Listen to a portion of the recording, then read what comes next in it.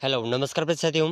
देखिए इस क्लास में हम दिल्ली पुलिस कांस्टेबल एग्ज़ाम के लिए जो आज का 20 नवंबर का जो सेकंड शिफ्ट हुआ है उस सेकंड शिफ्ट का पेपर एनालिसिस करेंगे और इन प्रश्नों में से आपके कितने प्रश्न सही हुए हैं हमें कमेंट ज़रूर करिएगा।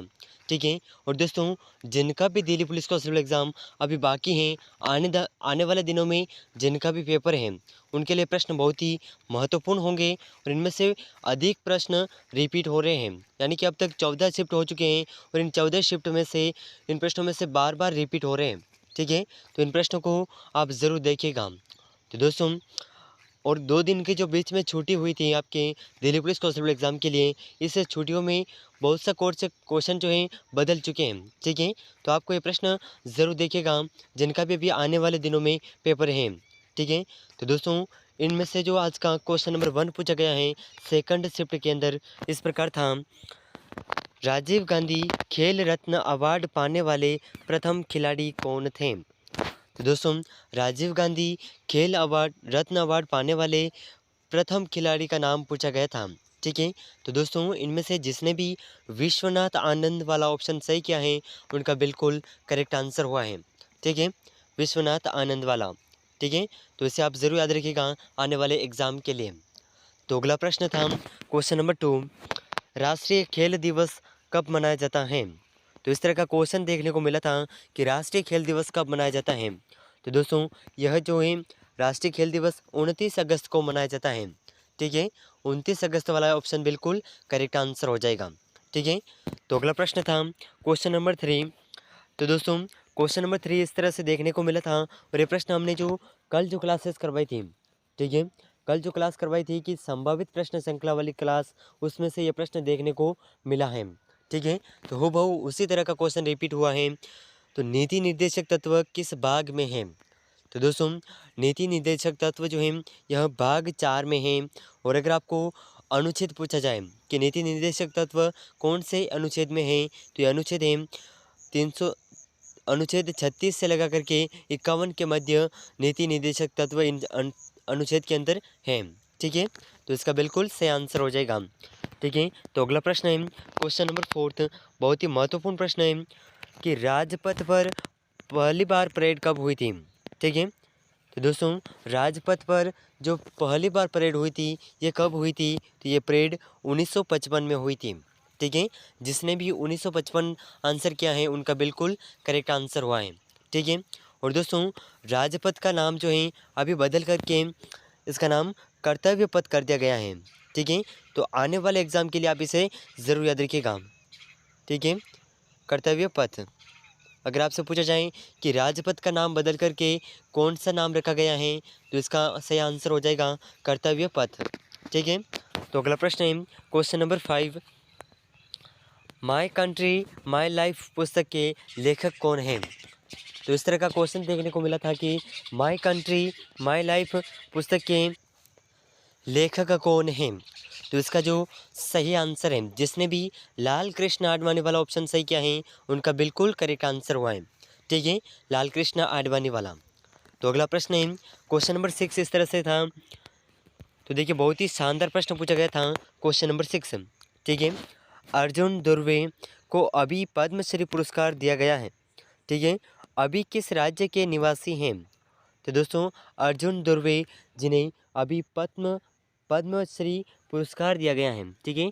पद्मश्री पुरस्कार से सम्मानित किया गया है। और दोस्तों, ये अभी वर्तमान में कौन से राज्य में रहते हैं ये पूछा गया है। तो दोस्तों, ये जो है मध्य प्रदेश के डिंडोरी ज़िले में रहते हैं। ठीक है। मध्य प्रदेश के डिंडोरी ज़िले में। तो इसे आप ज़रूर याद रखिएगा, बहुत ही महत्वपूर्ण प्रश्न है। तो देखिए अगला प्रश्न क्वेश्चन नंबर 7। तो देखिए बहुत ही शानदार प्रश्न पूछा गया था कि तानसेन को मियाँ की उपाधि किसने दी थी? तो दोस्तों, तानसेन को मियाँ की उपाधि देने वाले हैं सम्राट अकबर। ठीक है। तो सम्राट अकबर ने तानसेन को मियाँ की उपाधि दी थी।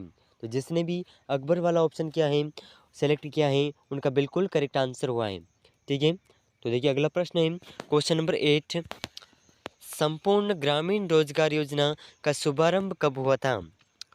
तो देखिए बहुत ही शानदार प्रश्न देखने को मिला था कि संपूर्ण ग्रामीण रोजगार योजना का शुभारंभ कब हुआ था। तो दोस्तों इसका जो शुभारंभ है, यह शुभारंभ वर्ष 2001 में हुआ था। ठीक है, वर्ष 2001 बिल्कुल करेक्ट आंसर हो जाएगा। तो देखिए अगला प्रश्न है क्वेश्चन नंबर 9। तो दोस्तों ये सभी प्रश्न जो हैं आज का जो सेकंड शिफ्ट हुआ है दिल्ली पुलिस कांस्टेबल एग्जाम का, उस सेकंड शिफ्ट में ये प्रश्न पूछे गए हैं। ठीक है, तो देखिए बहुत ही महत्वपूर्ण प्रश्न था क्वेश्चन नंबर 9। भारतीय कम्युनिस्ट पार्टी की पहली मीटिंग कब हुई? तो दोस्तों भारतीय कम्युनिस्ट पार्टी की पहली मीटिंग कब हुई थी? तो ये पहली मीटिंग हुई थी 17 अक्टूबर 1920 को। ठीक है, तो 17 अक्टूबर 1920 वाला ऑप्शन बिल्कुल करेक्ट आंसर हो जाएगा। ठीक है, तो देखिए अगला प्रश्न थे क्वेश्चन नंबर 10। आकस्मिकता निधि का वर्णन किस अनुच्छेद में किया गया है? तो दोस्तों आकस्मिकता निधि का वर्णन किस अनुच्छेद में किया गया था? तो ये जो अनुच्छेद है ये अनुच्छेद 267 के अंतर। ठीक है, तो इसका 200 अनुच्छेद 267 वाला ऑप्शन बिल्कुल करेक्ट आंसर हुआ है। ठीक है, जिसने भी ये ऑप्शन सेलेक्ट किया है। तो देखिए अगला प्रश्न था 1916 का कांग्रेस अधिवेशन कहाँ पर हुआ? तो दोस्तों 1916 में कांग्रेस का जो अधिवेशन हुआ था यह कहाँ पर हुआ था? तो इसका जो सही आंसर है, इससे आंसर हो जाएगा लखनऊ। ठीक है, तो जिसने भी लखनऊ वाला ऑप्शन सेलेक्ट किया है उनका बिल्कुल करेक्ट आंसर हुआ है। तो देखिए अगला प्रश्न है क्वेश्चन नंबर 12। राष्ट्रपति के चुनाव के संबंधी विवाद का निपटारा कौन करता है?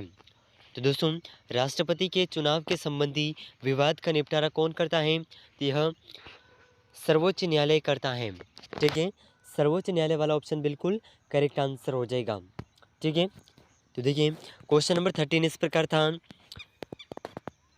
तो देखिए बहुत ही महत्वपूर्ण प्रश्न था क्वेश्चन नंबर 13। ठीक है, राउरकेला उद्योग संयंत्र किसकी मदद से बना था? तो दोस्तों राउरकेला उद्योग संयंत्र किसकी मदद से बना था? तो इसका जो सही आंसर है, यह सही आंसर था जर्मनी की मदद से। ठीक है, जिसने भी जर्मनी वाला ऑप्शन सेलेक्ट किया है उनका बिल्कुल करेक्ट आंसर हुआ है। ठीक है, तो देखिए अगला प्रश्न है क्वेश्चन नंबर 14। बहुत ही महत्वपूर्ण प्रश्न था। और दोस्तों ये सभी प्रश्न जो हैं जिनके भी दिल्ली पुलिस कांस्टेबल एग्ज़ाम अभी आने वाले दिनों में एग्ज़ाम है उनके लिए प्रश्न बहुत ही महत्वपूर्ण होंगे, क्योंकि अभी 2 दिन की छुट्टी हुई है और इसमें से बहुत से प्रश्न बदल करके दिए गए हैं। ठीक है, और इनमें से अधिकांश ऐसे प्रश्न हैं जो दिल्ली पुलिस कांस्टेबल की अब तक 14 शिफ्ट हो चुकी हैं और इन 14 शिफ्ट में से लगभग 5 से लेकर के 6 शिफ्ट तक इनमें से अधिकांश क्वेश्चन बार बार रिपीट हुए हैं। ठीक है, तो अब तक जितने भी शिफ्ट हो चुके हैं उन सभी शिफ्ट के जो क्वेश्चन हैं उन्हें आप ज़रूर देखिएगा, जिनका भी अभी आने वाले दिनों में एग्ज़ाम है। ठीक है, आपको इनमें से बहुत से प्रश्न देखने को मिल जाएंगे। ठीक है, तो दोस्तों ये प्रश्न बहुत ही हेल्पफुल रहेंगे आपके लिए, तो इन्हें आप एंड तक ज़रूर देखिएगा। तो अगला प्रश्न जो है क्वेश्चन नंबर 14। संचित निधि से धन निकालने के लिए किसकी अनुमति की आवश्यकता होती है? तो दोस्तों संचित निधि से धन निकालने के लिए संसद की आवश्यकता होती है। ठीक है, संसद के अनुमति की। तो इसका जो संसद वाला ऑप्शन था जिसने भी सिलेक्ट किया है उनका बिल्कुल करेक्ट आंसर हुआ है। ठीक है, तो देखिए अगला प्रश्न था क्वेश्चन नंबर 15।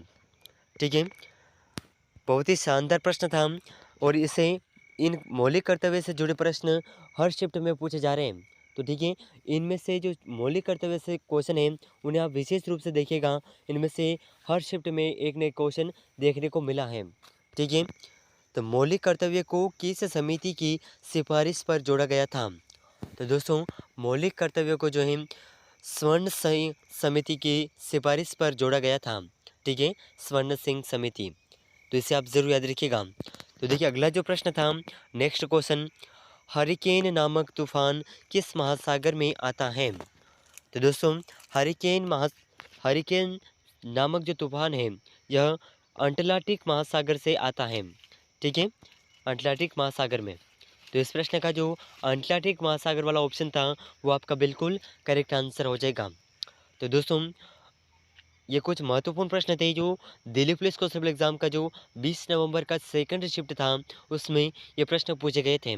और आने वाले एग्ज़ाम के लिए जिनके भी दिल्ली पुलिस कांस्टेबल एग्ज़ाम जिनके भी बाकी हैं और आने वाले दिनों में उनका एग्ज़ाम है उनके लिए प्रश्न बहुत ही महत्वपूर्ण होंगे, क्योंकि इनमें से अधिकांश प्रश्न हैं जो अब तक 14 शिफ्ट हो चुके हैं, इनमें से 5 से 6 शिफ्ट में बार बार पूछे जा रहे हैं। ठीक है, तो इन्हें आप ज़रूर याद रखिएगा। और अब तक जितने भी पेपर्स हो चुके हैं उन सभी के पेपर में से जीके के क्वेश्चन आप ज़रूर देखिएगा। ठीक है, विशेष रूप से तो ये आपके लिए बहुत ही हेल्पफुल साबित होंगे। तो दोस्तों, इस चैनल पर हम दिल्ली पुलिस कांस्टेबल एग्ज़ाम से संबंधित प्रीवियस यानी कि जो संभावित प्रश्न श्रृंखला है उनके बहुत ही महत्वपूर्ण प्रश्न करेंगे इस चैनल पर। तो अगर आप चैनल पर नए हैं और आपका एग्ज़ाम अभी आने वाले दिनों में है तो उसके लिए इस चैनल को सब्सक्राइब ज़रूर करिएगा और इस क्लास को अपने दोस्तों के साथ शेयर ज़रूर करिएगा और इस क्लास को आप विशेष रूप से देखिएगा। ठीक है, तो मिलते हैं अगले महत्वपूर्ण प्रश्नों के साथ में। तब तक के लिए जय हिंद, जय भारत।